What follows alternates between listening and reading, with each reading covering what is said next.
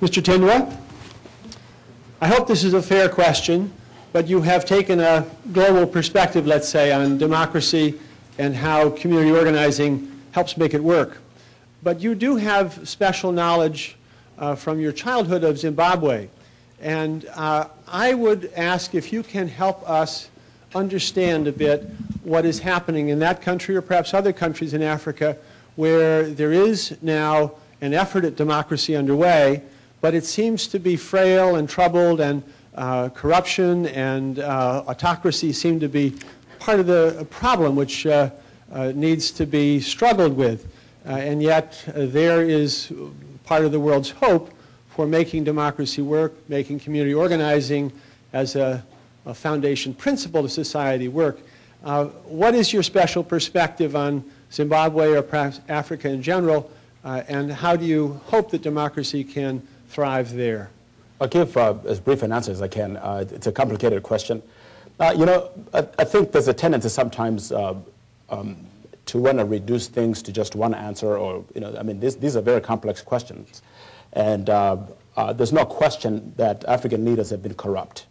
There's just massive corruption. Every system has corruption, but if you don't have the checks and balances, if you don't have a legal system to rein in corruption and hold people accountable, you're going to have a problem. I think those societies are suffering from the fact that you have corruption, but you don't have the mechanisms, the legal mechanisms in place to hold people accountable. So that's one answer. The other one is that, quite frankly, post-independence, there's been interference, especially on the economic side, by the International Monetary Fund, the World Bank, the imposition of austerity measures, where governments are being forced to make cuts in some of the most vital areas of social life. Zimbabwe itself was a victim of this back in the 80s when the IMF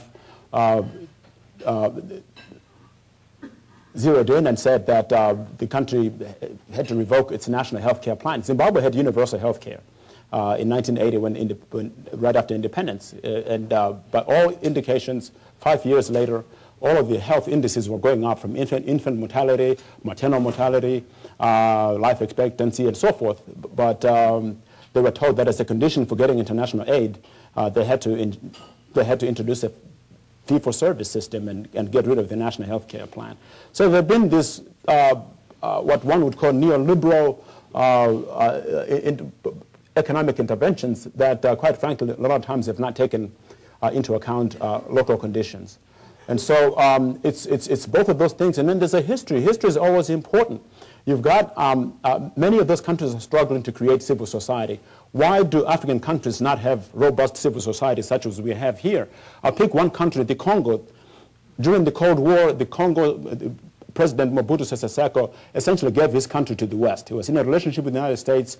The Congo was a staging ground for the U.S. and its allies to retard, quote-unquote, retard communism in Southern Africa. But so they used the Congo as a staging ground for that, but the price that the Congolese paid was that the dictator extracted a concession from the West that they not interfere in his internal affairs. They're not criticizing for human rights abuses. They're not criticizing for marginalizing democratic forces in his own country. At the end of the Cold War, when the Congo was no longer useful to the United States and the West, you had a country that was devoid, completely bereft of civil society. And so you have a new government that enters, and you don't have a chamber of commerce. You don't have citizen action. You don't have labor unions. And so what you have is vacuums that are filled up sometimes with nefarious forces.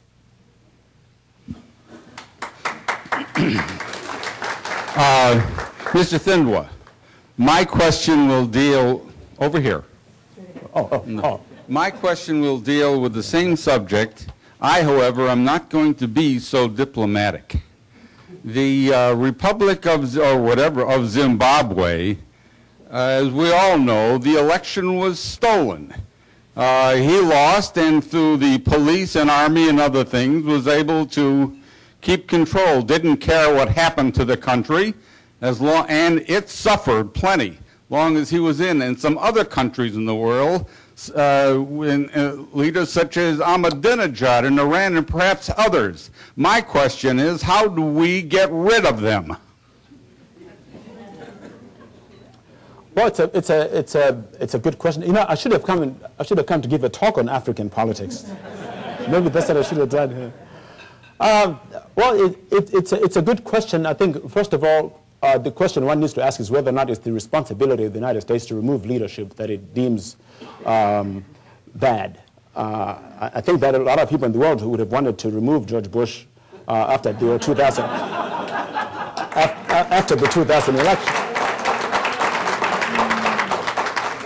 So no, I think that good people in this country can play a constructive role by identifying positive forces in Zimbabwe. There are a lot of very good community organizations. The civic infrastructure in Zimbabwe is still very much intact and robust. So I can talk to you after the show, but there are a lot of wonderful organizations that are challenging the regime in Zimbabwe that are really doing great stuff, doing a lot of great work around the environment, around sort of a civic engagement and a kind of pushback that's going on. So I think outside interested people could lend support, but let the Zimbabweans take out their own leaders.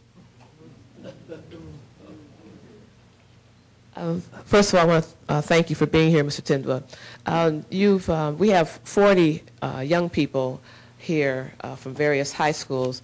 Could you talk about the importance of young people in some of the movements that you spoke of during your talk?